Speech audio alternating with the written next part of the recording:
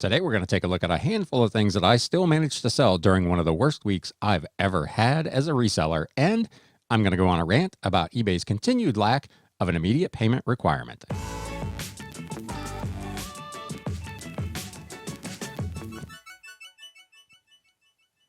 What is up, Galaxians? Welcome to another episode of Galaxy CDs, Rocks, and Flips.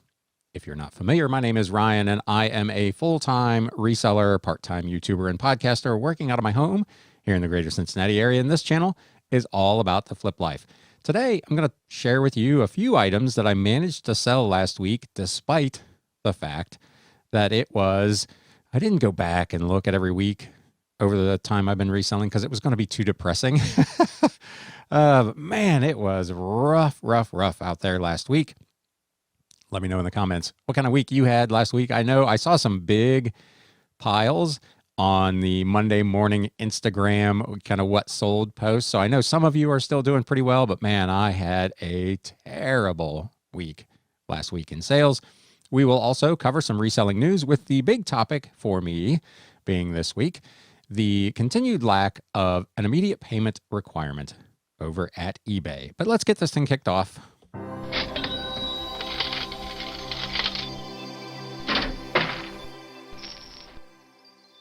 With what sold. I think there may be a Mercari sale in here. I don't remember. I put these pictures in a folder over the course of the week, and then I come in here to record this thing, and I can't ever really remember what's in here.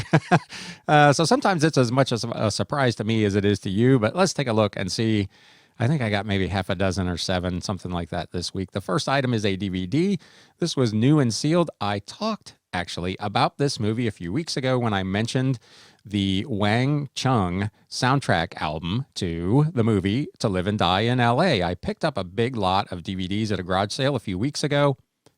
All of them were new and sealed, which was pretty exciting. I paid about 70 cents a piece for them, which was not too bad. There are a few there that are the typical run-of-the-mill $6, $7 DVDs, and a lot of those, by the time you put the shipping and the fees and everything, they weren't worth messing with, and they ended up over at my antique booth. But there were a few that sold, like this one, To Live and Die in LA. This was a special edition. This was done by William Peterson back in, I want to say it was in the 80s. So to find this new and sealed was actually pretty remarkable. DVDs obviously weren't around in the 80s, but to buy a movie of that age, you would think you would buy it to watch it, but it was new and sealed. Again, I paid about 75 cents for this. It went for $19.99 with free shipping.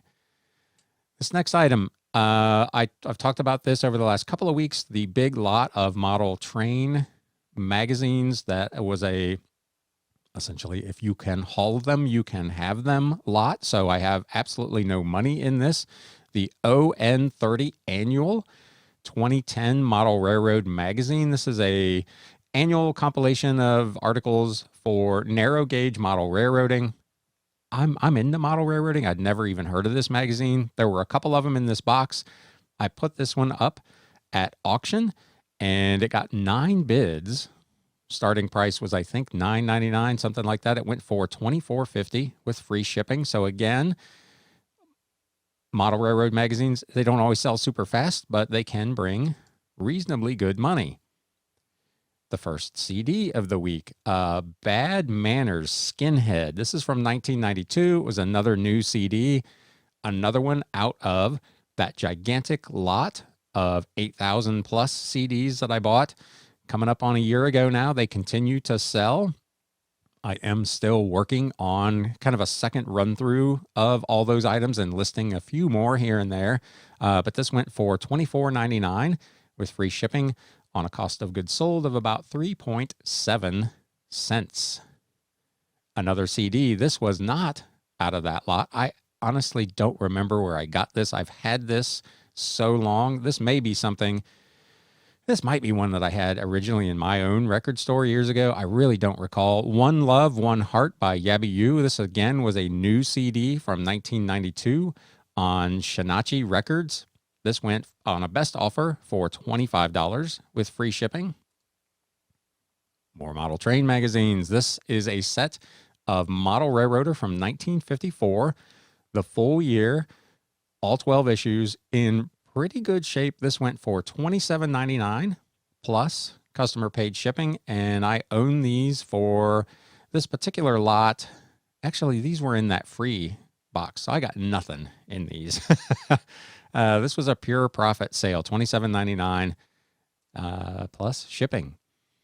Another DVD, and here we are on Mercari. This is one that I also picked up in that same lot. The Thornbirds Collector's Edition DVD set, again, new and sealed. This had the original miniseries, the Thornbirds, and then a second, I forget what it was called. They were packed back to back. The Thornbirds complete. I don't remember what it was. There was something, a second little miniseries that came out later. Both of them were together. This was a fairly unusual piece.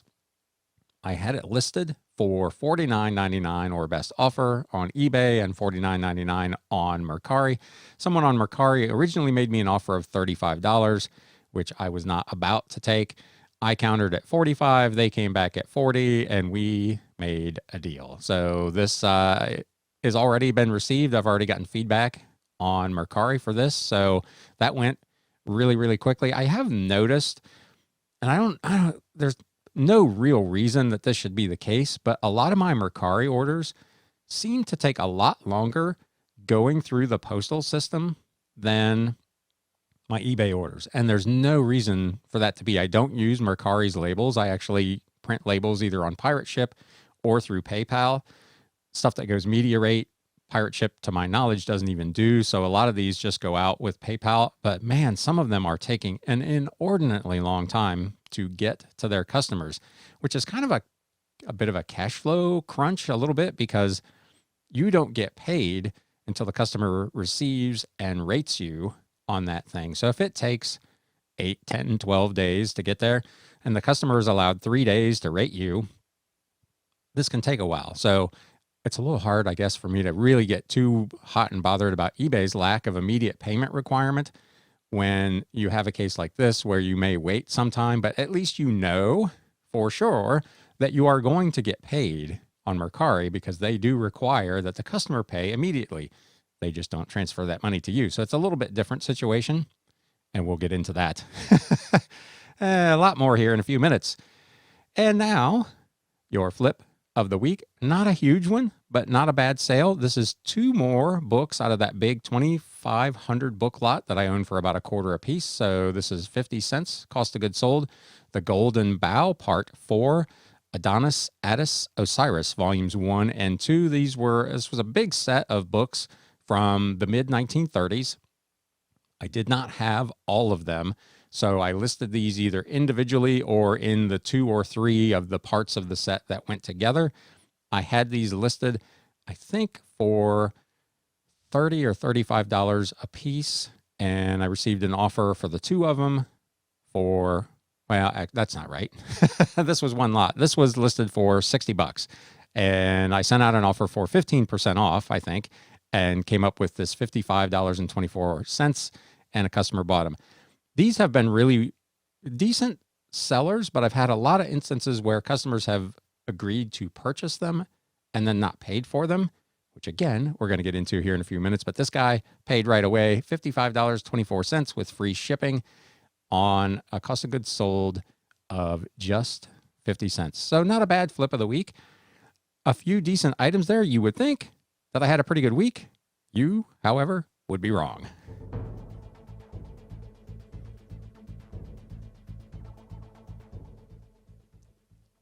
So this weekly recap, I'll start by saying, again, last week, I mentioned that they're literally driving me insane at the Volkswagen dealership. I did 3 drives last week. I went to Fort Wayne, Indiana, and twice to Indianapolis. So those 2 drives were about 4.5 hours round trip each way. The trip to Fort Wayne was about 7.5 round trip. So again, 3 days where I essentially lost half days where I really couldn't go sourcing or do anything. Saturday, I went out to do some sourcing, and my SUV broke down. So I only got about half the stops done that I wanted to do on Saturday. I did do pretty well. I've still got a giant tub down here that I'm working my way through. So the sourcing actually was pretty good, but it was not what it could have been because I had to stop a little early. So I had that going on. And sales were just awful, just terrible, and pretty much terrible everywhere, which we'll get into here in a second. Listings for the week. I did manage to have a pretty decent week doing listings. I got 85 new listings up on eBay, which brought my store total to 6512, which was a net gain of 29, which gives you some indication that I did not sell that many items during the week. I only had 56 listings that sold last week. Over on Mercari, I only did 81 new listings. 4 of the 85 on eBay were actually auctions, so I don't do anything, obviously, with those over on Mercari. That brought my Mercari total to 2563, which was a net gain of 52. Sales for the week were, like I said, really, really rough.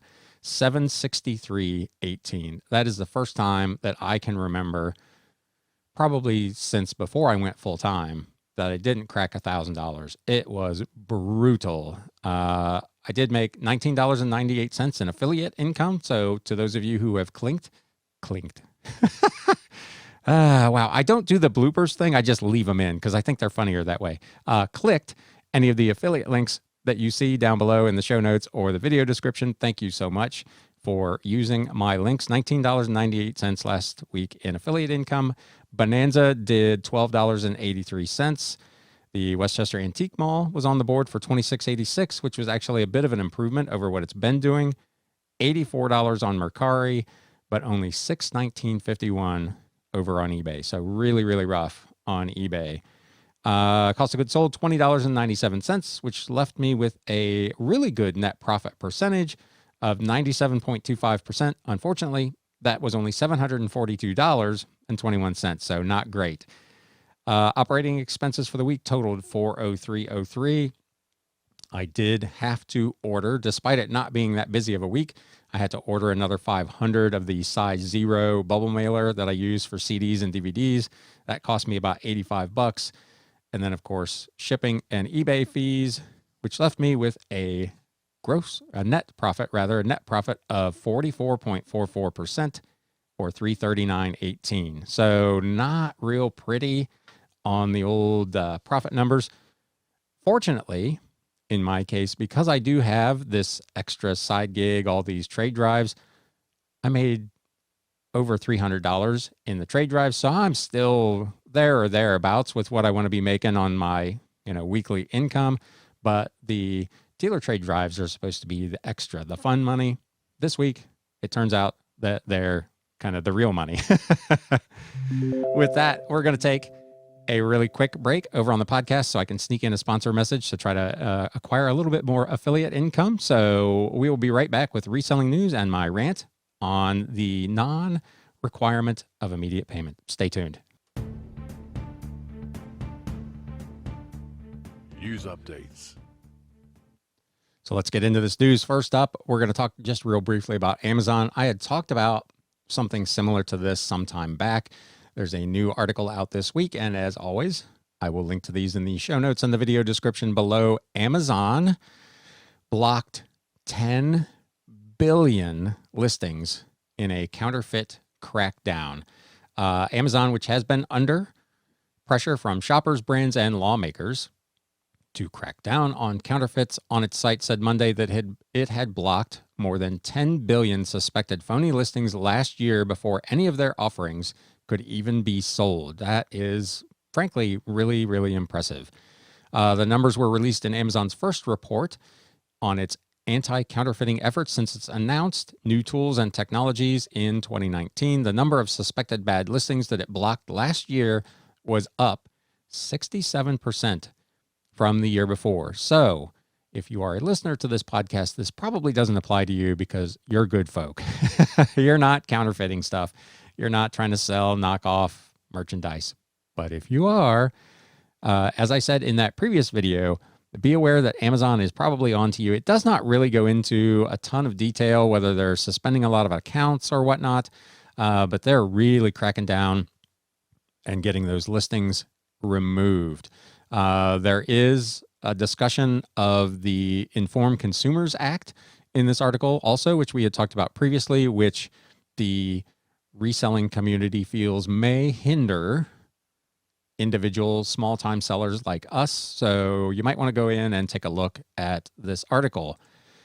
Over on the BBC, dangerous eBay listings can be removed by regulators. Online seller eBay says it is handing regulators the power to take down dangerous listings without consulting the company. I find that highly unusual. It's probably a good thing, but that is a real ceding of power to the regulators, which I would think a lot of folks might not be really all that comfortable with. Officials say they will be able to remove items, quote, where they have evidence of a risk to consumer safety.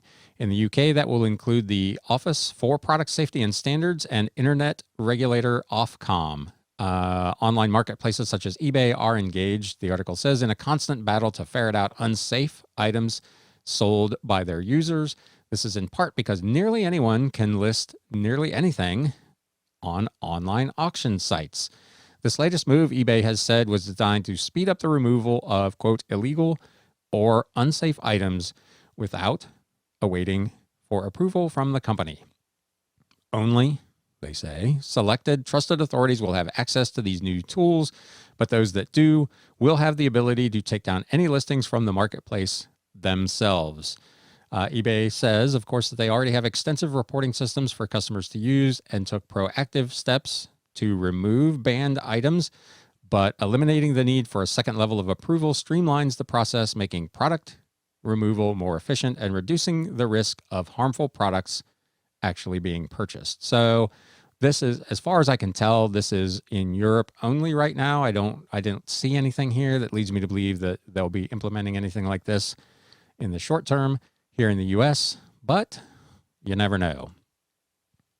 If you follow the stock market, last week was a little brutal over on NASDAQ, as a lot of the platforms that we deal with regularly, as we talked about a little bit last week, saw their stock take a real beating due to lower forecast estimates going forward into the future post-pandemic. The NASDAQ swung down as PayPal eases lower, Etsy tanks on earnings.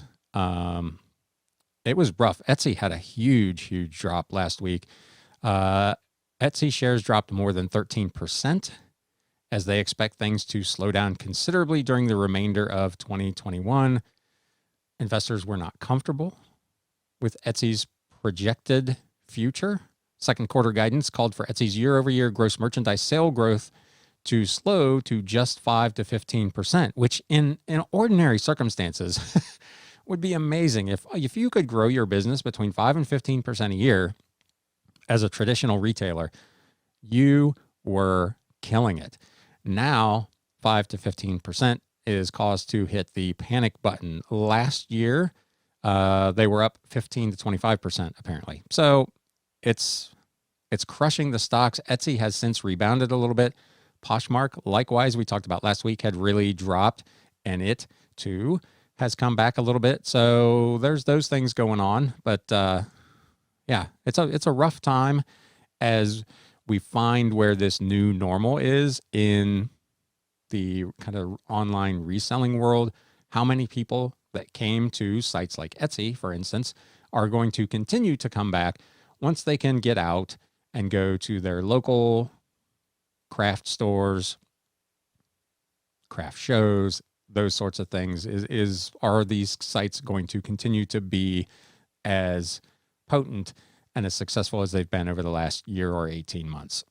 Last thing for today, it's what you've been waiting for, maybe. I don't know.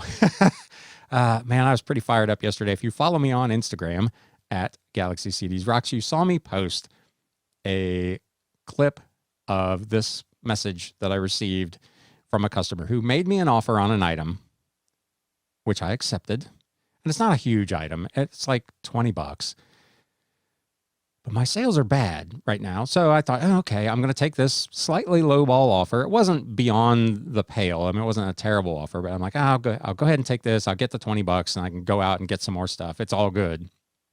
And then I get this message from this customer that he's not going to pay until Friday. And this is Monday. So this is on the heels of getting this message from another customer who took 4 days to pay for his items. He's asking me to take extra pains to pack his item so it doesn't get damaged and to ship it ASAP. It wasn't important enough for you to pay for ASAP. Why should I have to ship it ASAP? And the reason that I do is because eBay, and I love eBay. I try really, really hard not to get too ticked off at eBay. eBay does not give a shit about us as sellers. If I don't ship this thing within my stated handling time, I'm going to get a ding.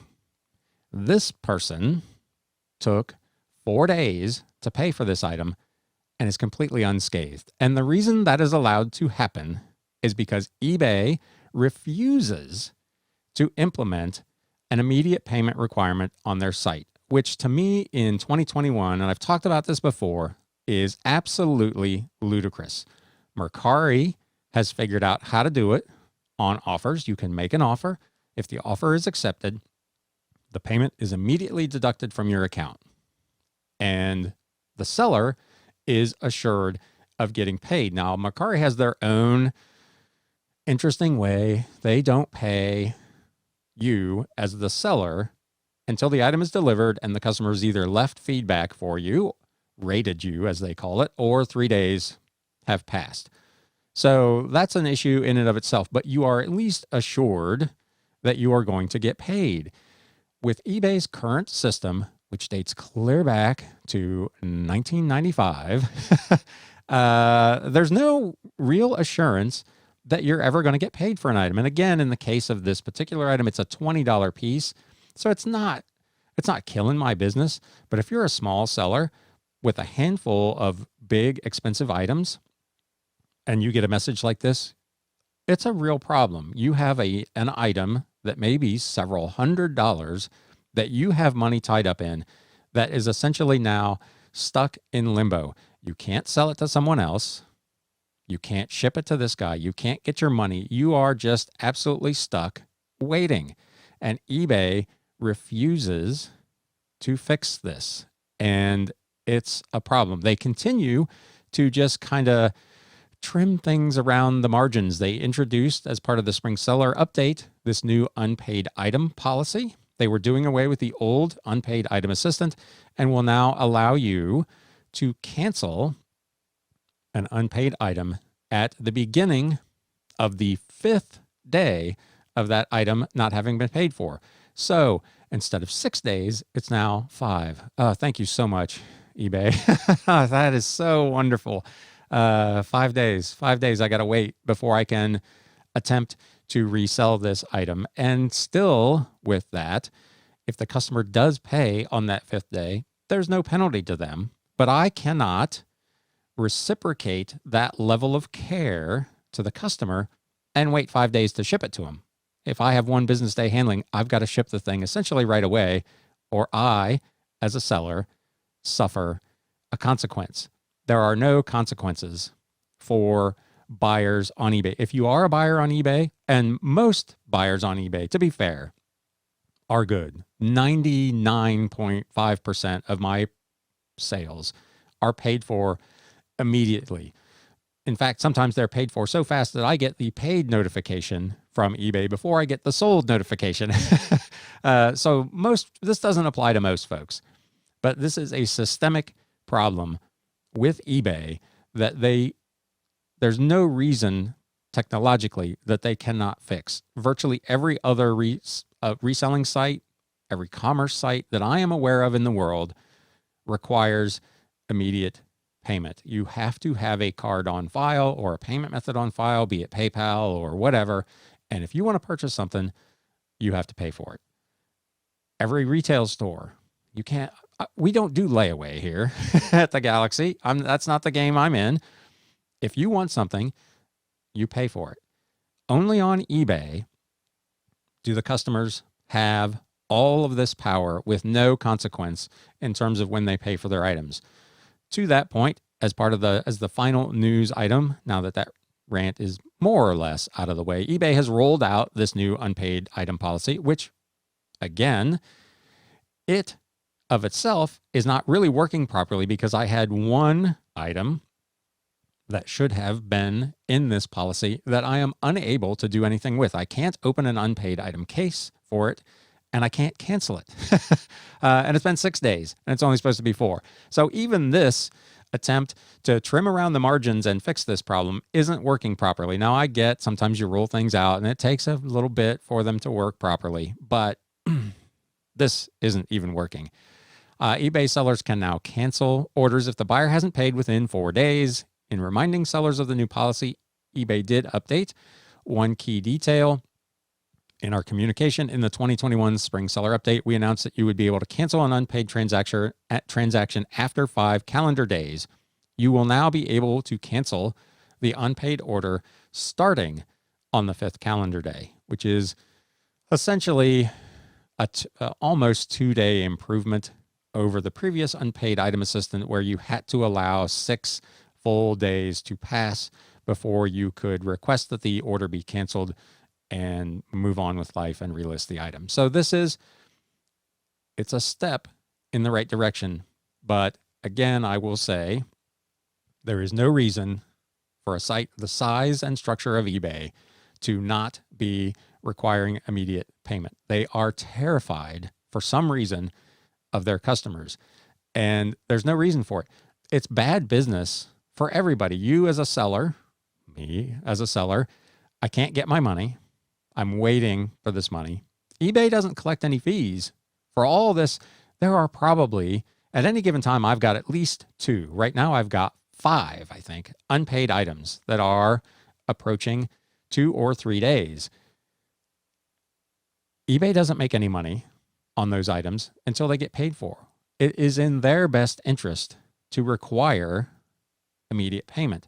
And if they're afraid that these customers will not buy on eBay, where else are they going to go? Because everywhere else already requires immediate payment. So I realize I'm one small time seller on eBay with a YouTube channel and a podcast that probably won't reach 500 people total. And maybe you can help me with that. If you're tired of this crap from eBay, do me a favor and share this podcast or this video with your reselling friends and tag eBay in it, like I tagged them in my Instagram post yesterday, and let's make them aware. Send it to eBay for Business. Let's get the word to eBay that as sellers, we no longer want to accept this. We're a little stuck. It's their site.